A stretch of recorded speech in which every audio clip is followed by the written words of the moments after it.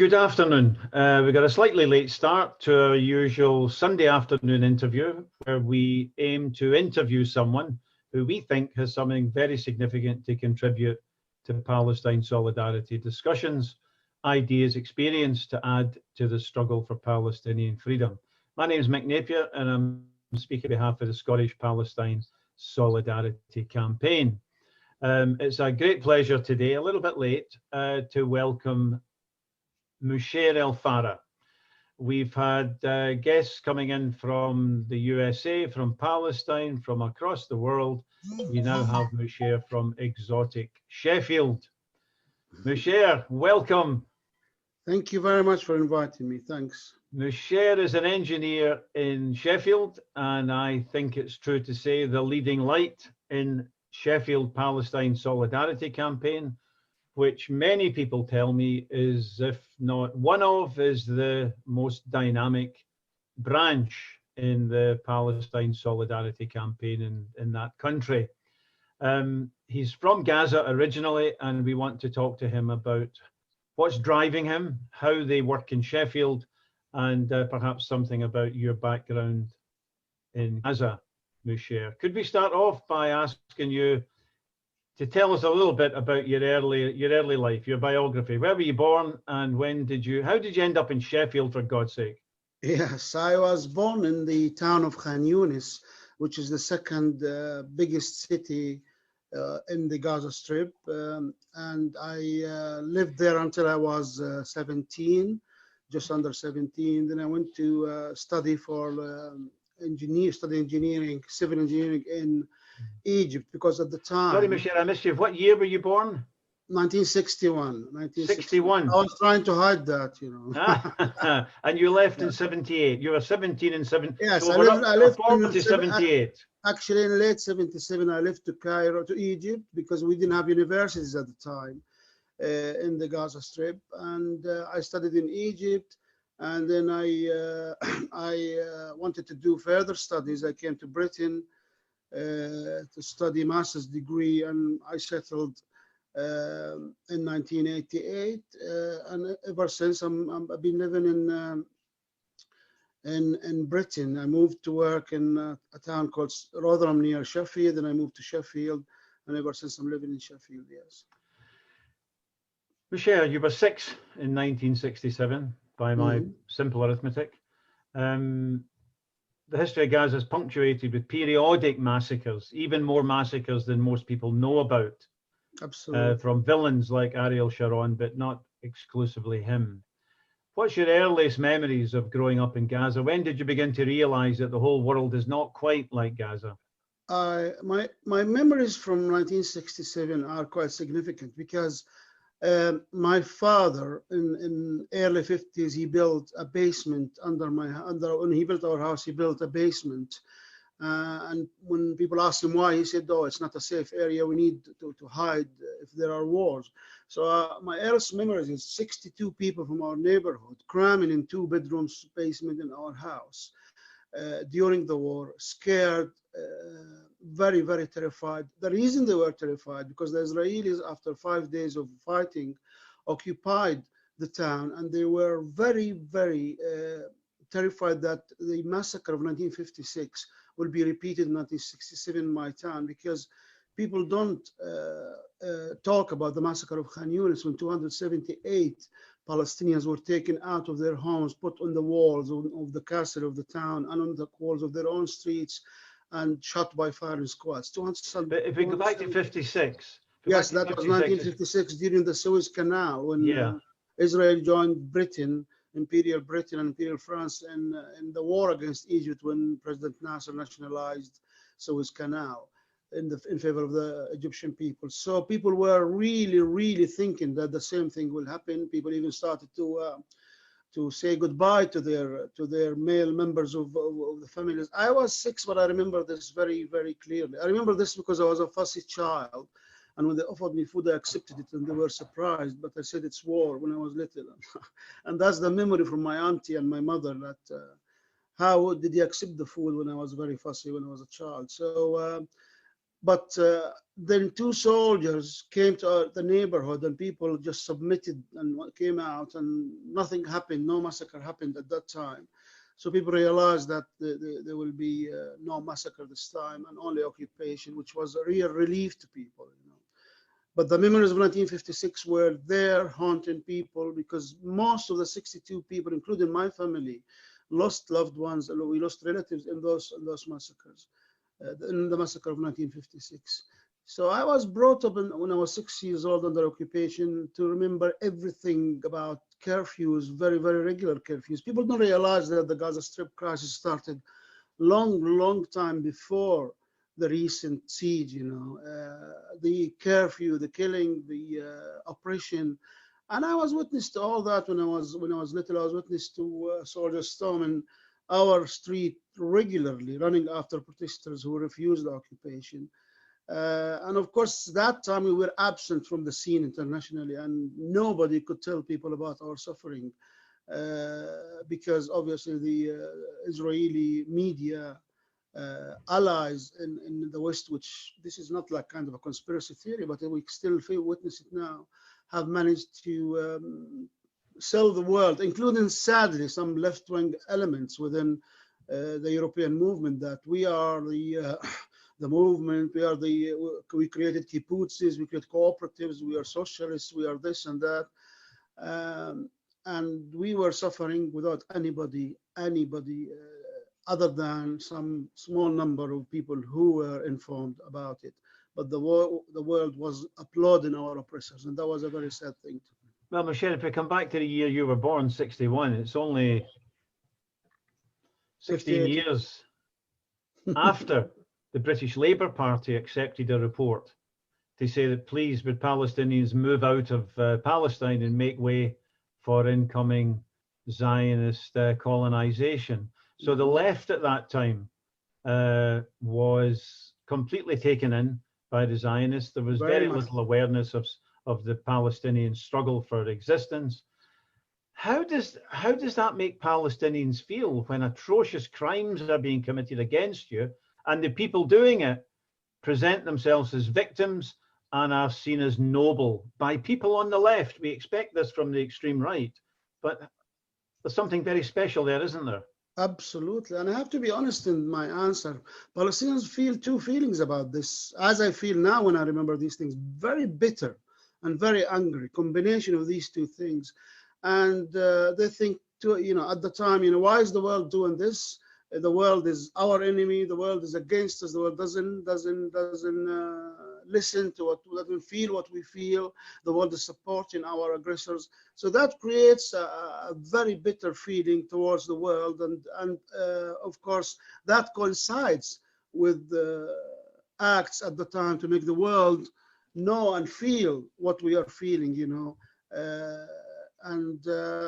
we're lucky to say that we moved on from that now, still suffering this stereotype in sections, but the Zionists and Israeli lies don't register with people anymore, certainly don't register with the leftists, and there's a big shift among leftists towards understanding that this was a massive lie, that those kibbutzes, those socialist cooperatives were built on the ruins of Palestinian villages, on the ruins of massacres, on the ruins of uprooting hundreds of thousands of people. So, the picture has changed, but this time you're talking about, it was a very bad time. Palestinians felt really angry and bitter about the entire world, angry and for bitter. A good reason. My God, most people would feel angry and bitter off the scale, but British European elites are always quite happy for people in colonies to pay the price of the extermination of European Jews, of atrocities and bloody crimes in Europe. Palestinians have to pay the price. So I don't suppose it's any consolation in that grim situation, Musheir, to know that imperial history is littered with atrocities around the world against other colonial peoples, not just the Palestinians. Absolutely, yeah.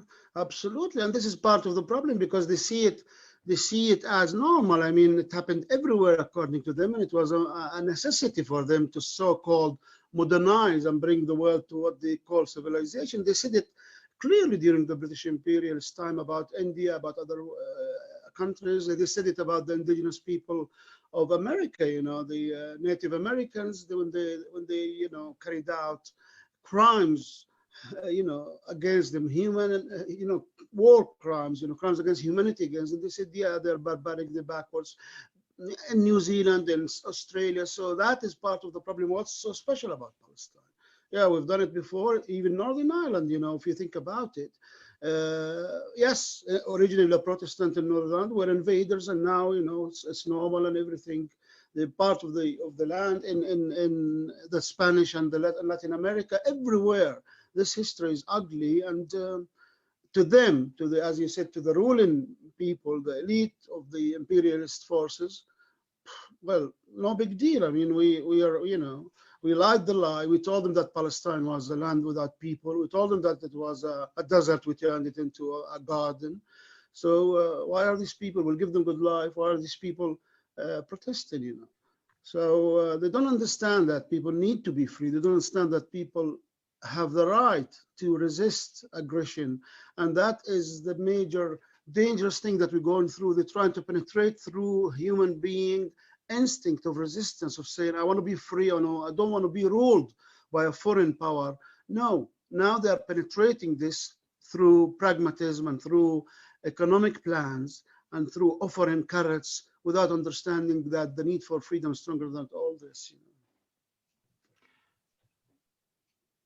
Most of the people living in Gaza now are refugees from earlier waves of ethnic cleansing. Were your family refugees, or were they natives, if I could say that, native Gazans? No, my family originally come from the town of Khan Younis, but obviously with the Gaza Strip, as you quite rightly said, being like inundated with double the population in 1 month, the vast majority now, the majority of the population of the Gaza Strip, 65%, come from Palestinian refugees who were kicked out by force, by massacres from Palestine pre-1948. But my family comes from the town of Khan Younis originally. Now, this bloody government here in London, they try to get us to hate refugees. If a couple of hundred refugees cross the channel, we are supposed to feel that we're under siege. What were relations like between the Palestinian refugees driven into Gaza and the people who grew up there? Were relations positive?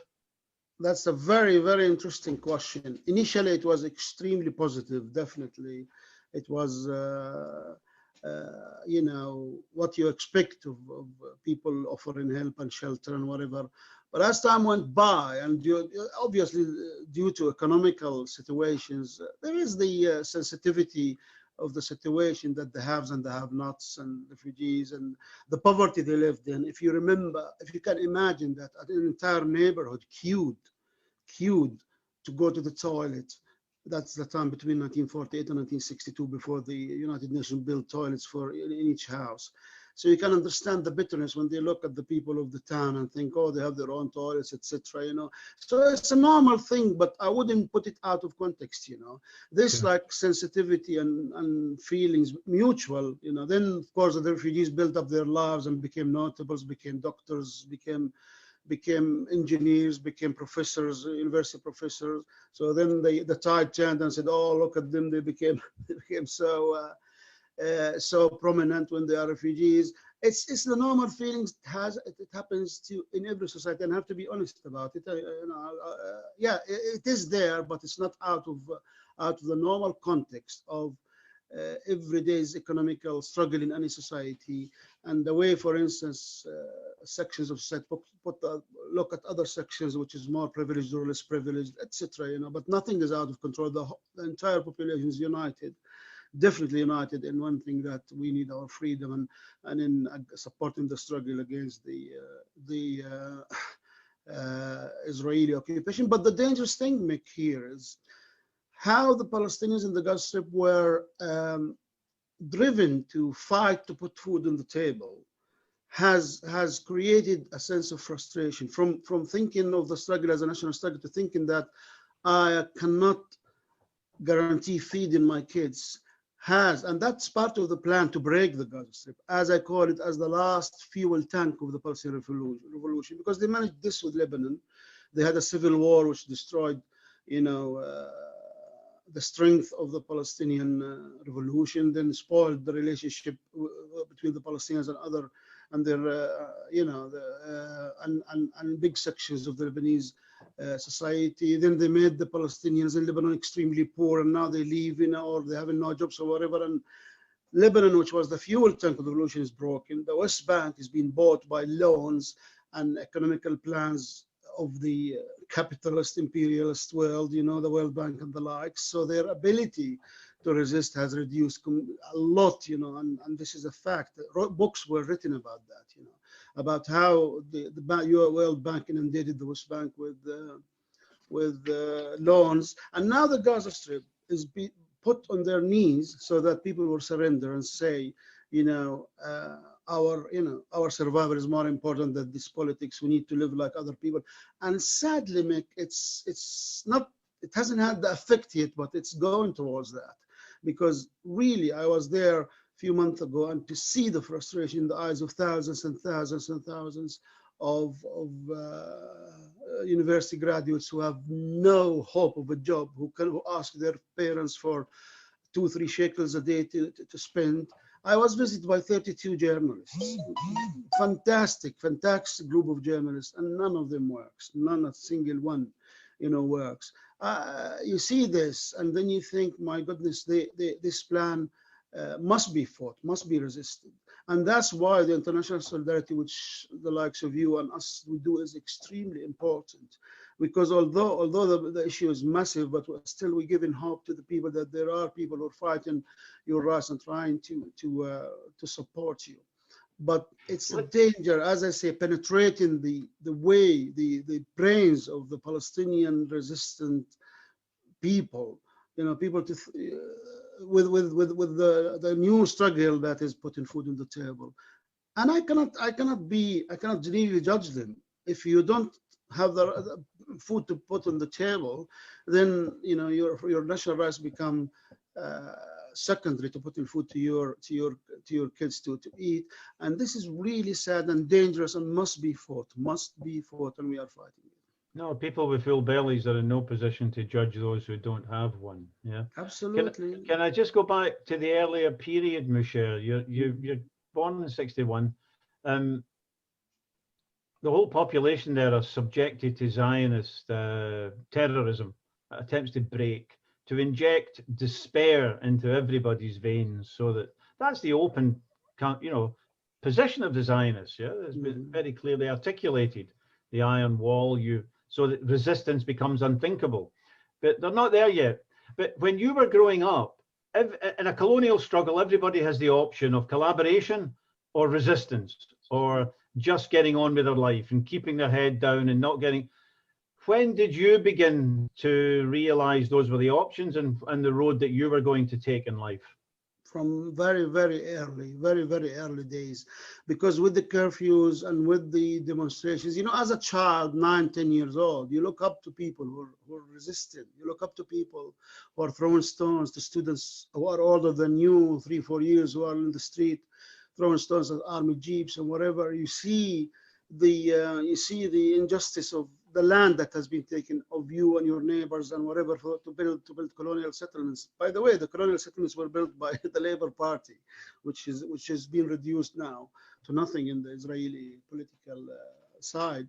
But so to see all these things, to see travel restrictions, to see fear among everybody, and to see the pride of people who resist. I mean, how people are so proud of the people who resist the occupation. You develop a way of thinking that either I will leave this all and become a number just looking for my career and forget about things, or be part of this and continue to fight against injustice. And injustice, that was something of the beauty of the Palestinian struggle.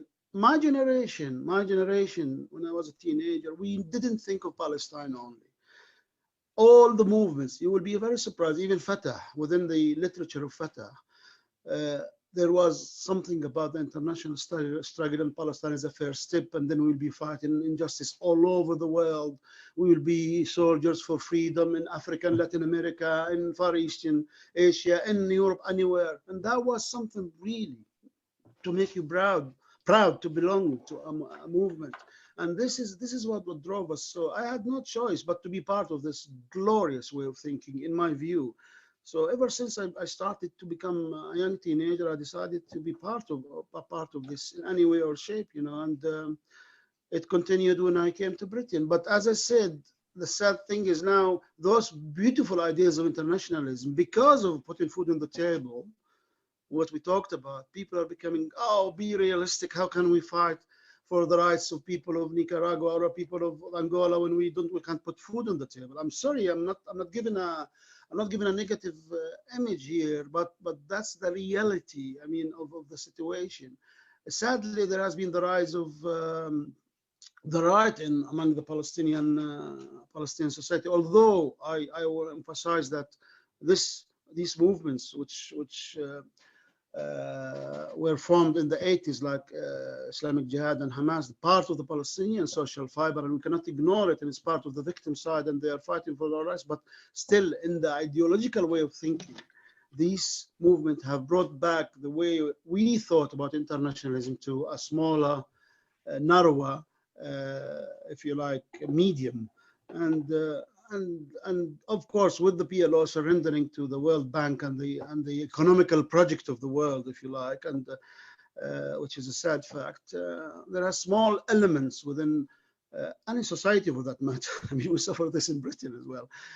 That's still fighting for humanity, for internationalism. And as I said, to put it in the right context, it's a global issue, but it's definitely affecting Palestine as well. No, you're reminding me of a young nurse who came to speak for our campaign in Edinburgh, maybe 20 years ago, 19 years ago. She came from Gaza, and I forget her name.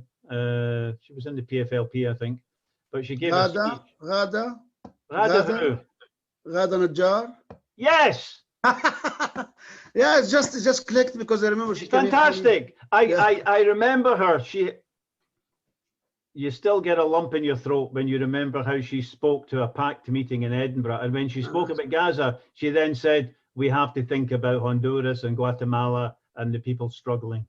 Yes. She's from my own town. A very powerful message. She left a trace.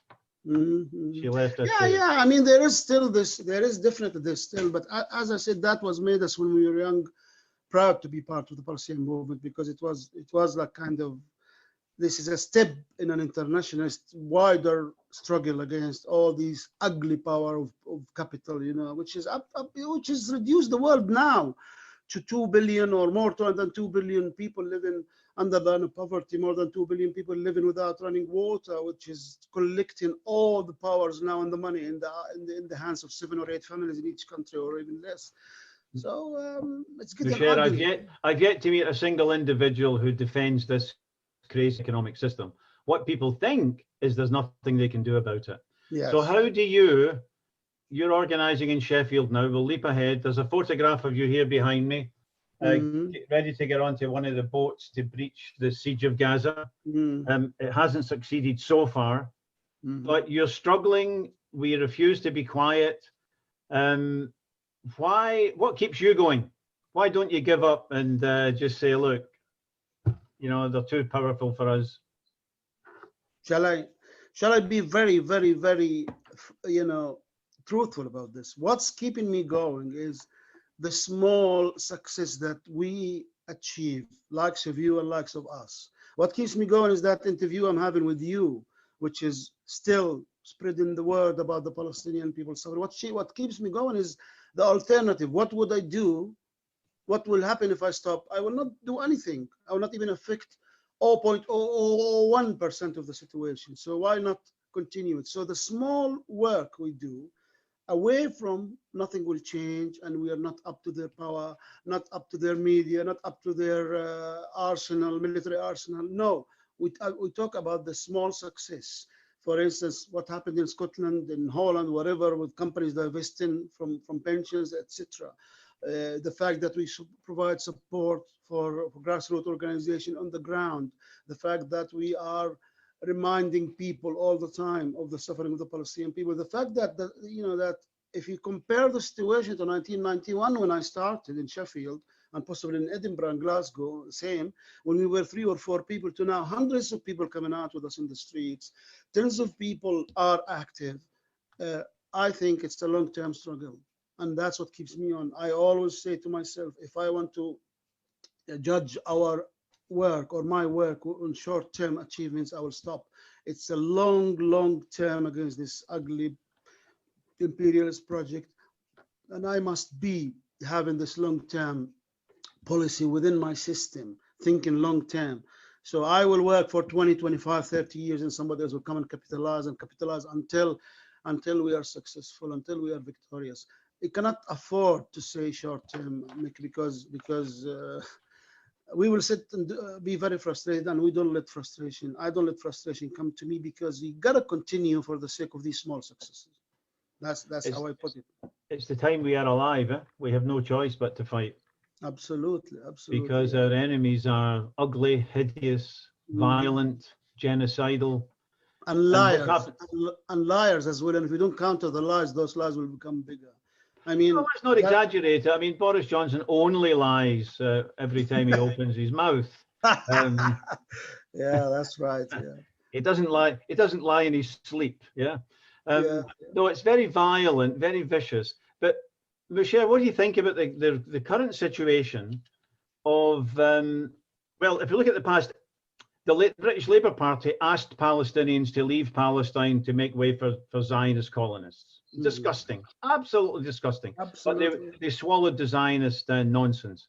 Today we see Israel being supported by Tommy Robinson, by Donald Trump, by Bolsonaro, and even worse elements who are openly neo-Nazi, swinging their support behind Israel. What do you think this means for struggling on behalf of the Palestinians to try to isolate their supporters in Britain and win over fresh elements to support the Palestinian struggle? Are we entering a new period? We are entering a new period, and what do I think? I think, and I'm gonna bring this to the issue of accusations of anti-Semitism. I think that with all these ugly forces, which you mentioned, supporting Israel wholeheartedly, with the right in Britain, carrying the Israeli flag with the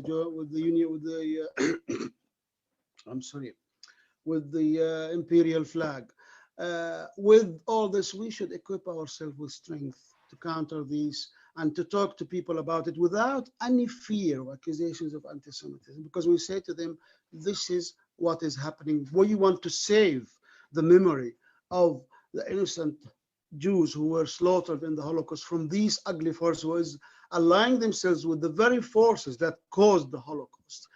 That's one line. The other line, which we must really use the Israeli crimes, which are happening every day, every single day. But it's not reported because it's not happening in bulk. It's not happening in massive numbers. The Palestinians are just dying or being injured in small numbers. But we must use it as this is the pivotal reason. This is why.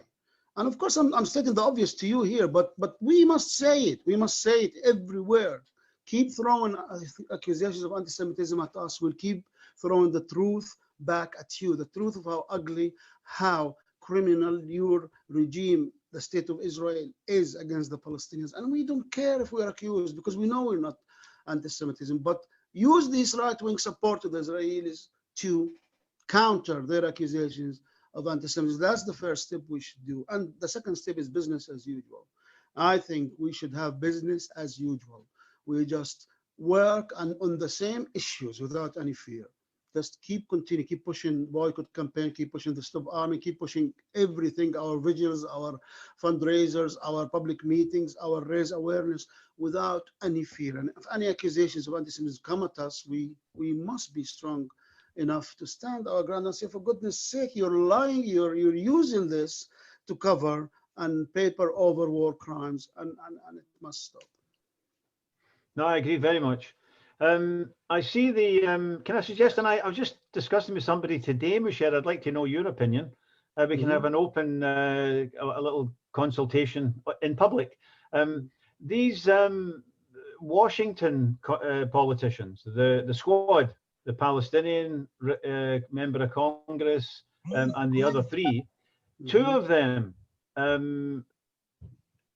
wanted to visit the West Bank, wanted to visit Palestine as a political delegation. Now, it ultimately didn't happen. But don't you think that they're a lot tougher than most of our British politicians? That we should be asking British politicians to visit the West Bank as an open political delegation to see what's going on there, and while they openly support BDS. But we don't see that level of courage, I don't think. What do you? Am I too negative? No, you're not too negative, and we don't see it at all. But I go back to the same point, because they are scared. They don't have the backbone to face accusations of anti-Semitism, and that's why they're scared. There are a lot of politicians are sympathetic, but their positions are wishy-washy. And to be honest, this annoys me a great deal. You know, you don't find any, apart from very few people who are not ambitious to become something within the political spectrum, who can talk about crimes in Palestine, who can say that the government of Netanyahu, even the leader of the opposition, is a war criminal, Benny Gantz, you know.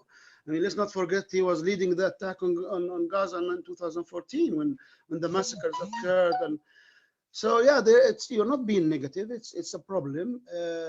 We must ask them to visit. We must ask them to visit, and we must ask them to stand up for the principles that people, some, you know, they voted for them for, you know, which is standing for freedom and justice, but they don't do it. No, they don't do it because everybody is scared of accusations of anti-Semitism within the Labour Party. And it's and let me say, I have the utmost respect for Jeremy Corbyn, but the way he tackled this is was really weak. Instead of putting his foot down and say, for goodness sake, this is total nonsense. We are not anti-Semitic and will never be anti-Semitic. No, he just didn't really deal with it in the affirmative way that it should have been dealt with, and it's snowballing. You know, everybody. Why should remind me? I know Judy Walker, is it? Judy Walker, yeah, Walker. You mean the black comrade who was the black comrade? Yes, demonized. Jackie Walker. Jackie. Yes, I'm sorry, Jackie Walker.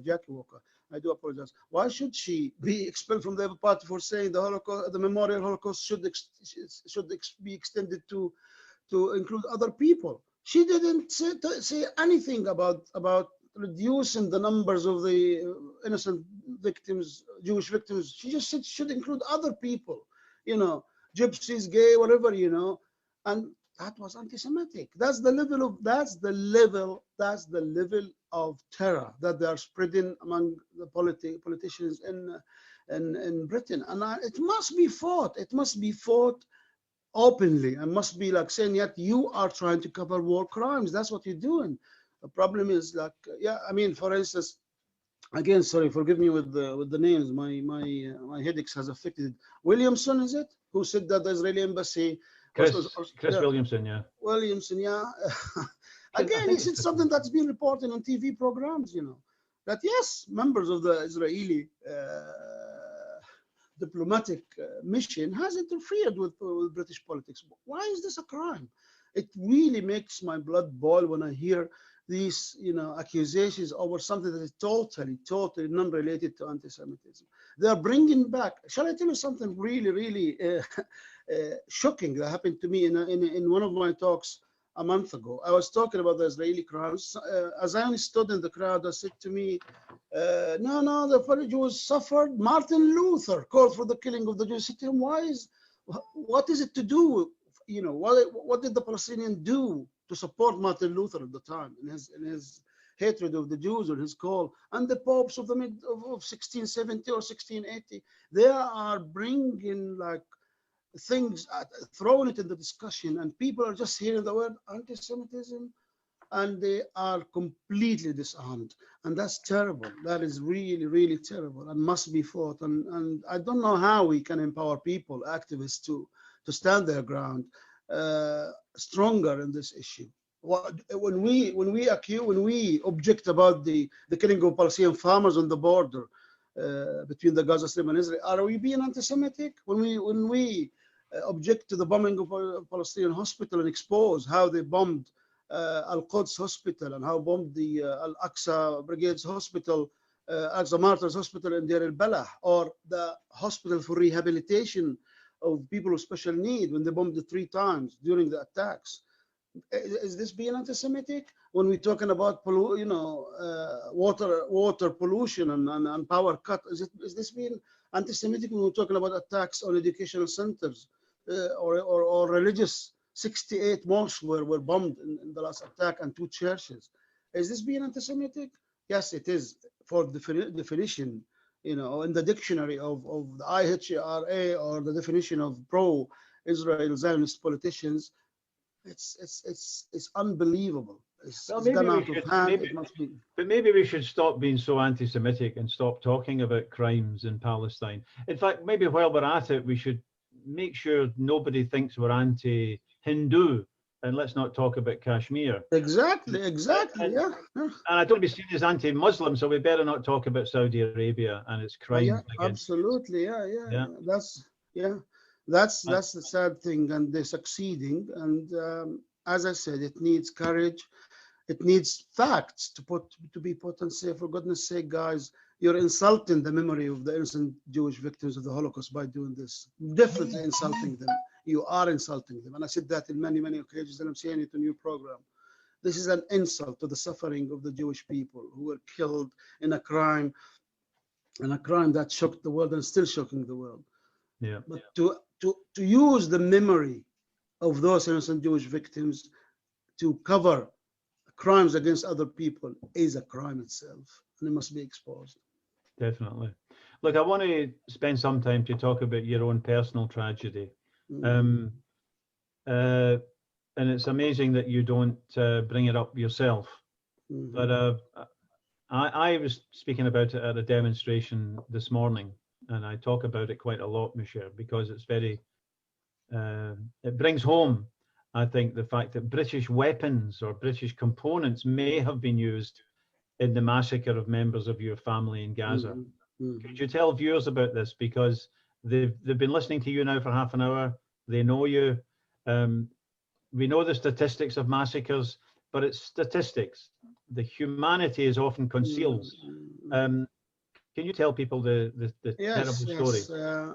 Obviously, in 2014, during the Israeli onslaught in the Gaza Strip, which lasted 51 days, many families, to be specific, 76 families were killed in big numbers inside their own houses, being bombed inside their own houses. Other families were bombed while they were fleeing their houses. My relatives, 11 of them, includes a baby inside my mother's womb, Awatif, were sleeping when it was 3:45 in the morning, when the Hermes drones, thank you for mentioning that, it's been manufactured partly in, not big partly actually, the engines have been manufactured in near Birmingham, in Lichfield, and in Kenton, near Brighton, and bombed the house. All of them woke up, ran, and it's like few flats next to each other. Palestinians live in crowded areas, so the families live like a flat here on top of it. And they ran out of the house, and as they ran, the drone hit the second missiles actually, and killed some of them. People came out to help them. Within 10 seconds, the third attack happened, and the result was devastating. 11 of them, five of them among them children. The youngest is called Lujain. She was 4 years old.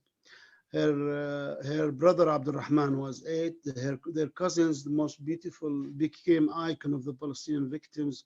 Yara, the beautiful young girl, 8 years old. Her brother and sister, Mohammed and Nadine, 11 and 14, all killed in their pajamas as they're running after the first attack when they were asleep.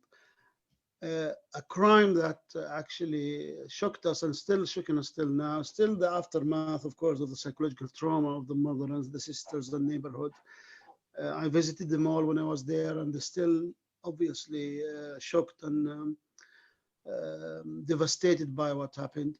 And this is, allow me to bring something, to the picture which is missing from the mainstream British media. Those kids, especially Yara and her brother and sister Mohammed and Nadine, they were top of their class. They were part of the theater group in their schools. They were achieving every year. They were very promising, 3 young children who would have grown up to make it, bigger and bigger in achievement in every aspect, science or theater or whatever. And they were killed, and their dreams were brought to an end. And those come from a family which is non-politicized. When I say non-politicized, non-political active, the father is a university lecturer, the mother is a housewife. They're bringing their kids up just to, try to protect them from trauma of the politics or whatever, and that's what happens to them. It reaches anybody and everybody. And this incident, like those 76 families, must make us ask a question against the Zionist lies. They are bombarding us all the time. Palestinians use their kids as human shields, I want to ask a question on your program. Where my beloved 5 children, cousins, relatives, killed in their pajamas. Lojain, 4 years old, her brother Abdul Rahman, 8 years, their cousins Yara, 8, Muhammad 11, and Nadine 14, and of course their grandfather and other 11 altogether, and Awatif was pregnant. Were they being used as human shields when they were bombed while they were asleep? That is the question I want an answer for, and I ask it in your program. Stop the lies. They are lying through their teeth, and it's very offensive. How can a human being, as I said, how can a human being lie without any feel of empathy? It's just unbelievable. 76 families similar to my relatives. Some of them lost 26, like a Najjar family. Some of them, like Shajaiya Al-Batsh, they lost 23. Some of them lost 18. Some of them lost 9, like Kawara family in my own town, all inside their houses. Or as I said to you, my beloved comrade in Nusayrat refugee camp, his 2 brothers and their family, they were running away from bombing, 7 o'clock in the morning, running away when they were killed.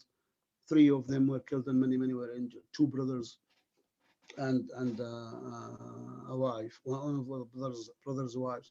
So all this like is happening and has happened, and the arrogance of the oppressor, they just say, we are fighting terrorism and they are fighting Islamic radicalism, when they are not. They're fighting people. They are fighting people. But I still want to ask you a question, Musheir. Yeah. Millions of Jews were killed in Europe, and the response of the Zionists was despair. If you don't want to be punished, if you don't want to suffer, you have to make other people suffer. You have to be cruel. You have to be violent. You even have to be genocidal. Now, many people faced with the agony that your family have gone through, I'll be honest with you, if that happened to me, I would want to kill somebody. I think it would be natural. There's nothing savage about that. My relatives used to welcome the bombers flying to Germany to bomb innocent German civilians from Clydebank or from Glasgow. It was not. They wanted revenge. I'm not saying it's a positive thing, but it's a natural human reaction. Now, how do you avoid the ugly, despairing response of the Zionists who decide they must fall upon the Palestinians? How do you maintain your optimism, Musheir, and campaign for justice for all? Well, I maintain my optimism by trying to not to lose my head. I'm trying to say that if we achieve justice for those victims, that is the so-called revenge we're calling for.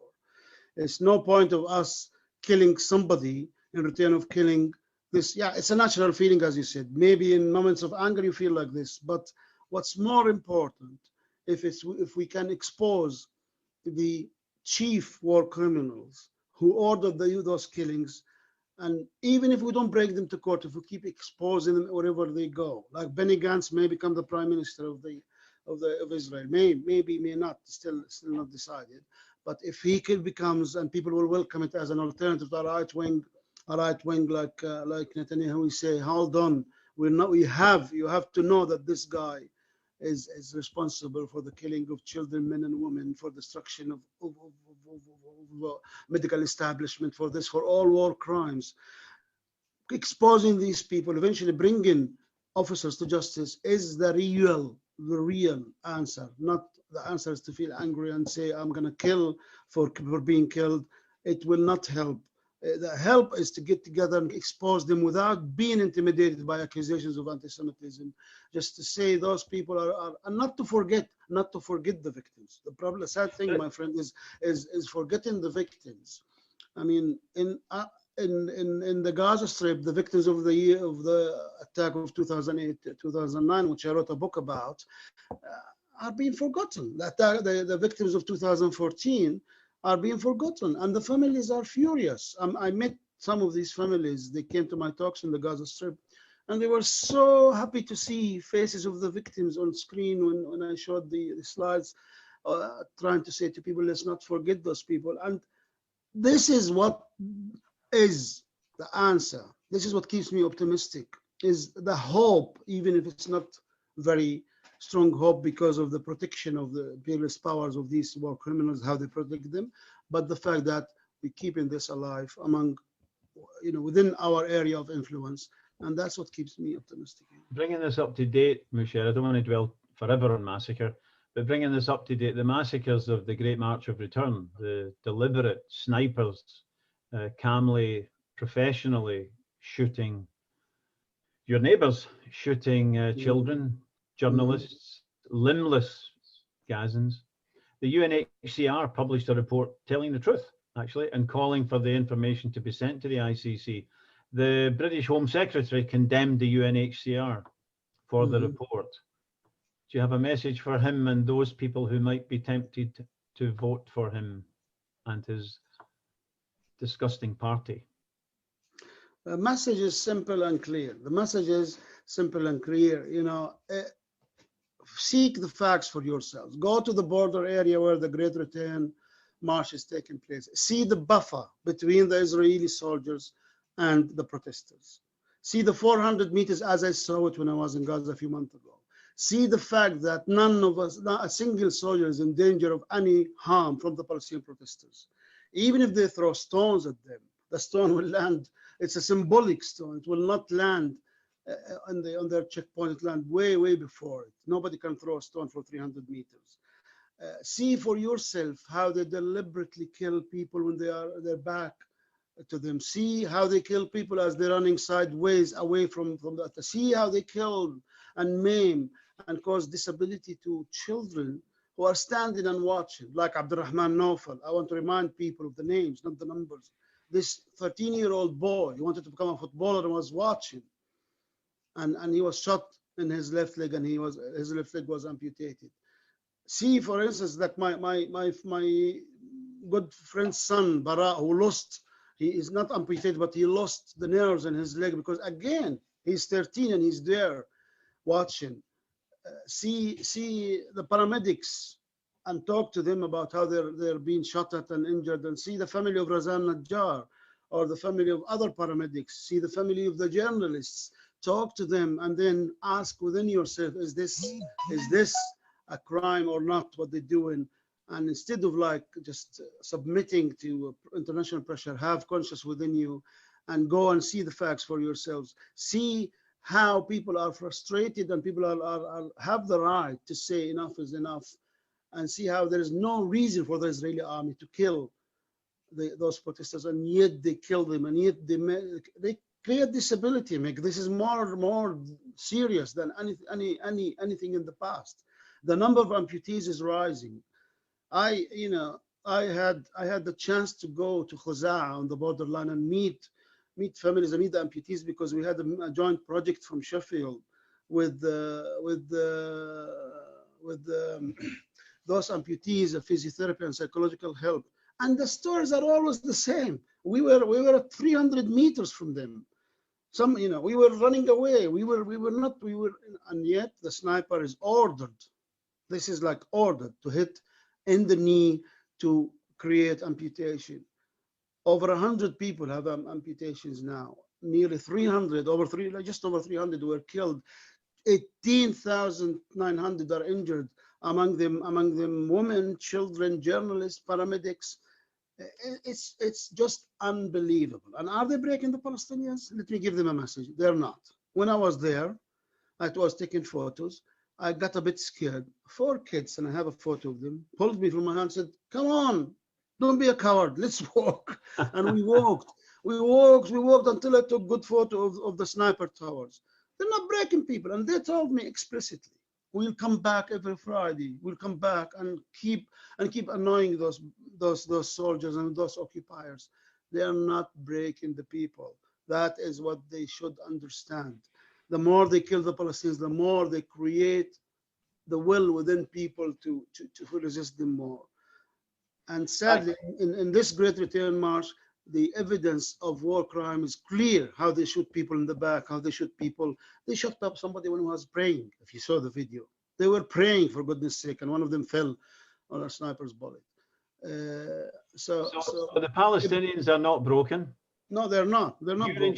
You're in Sheffield. You're organising and with a great team, the Sheffield branch of the Palestine Solidarity Campaign. You meet together, you discuss, you plan, you organise.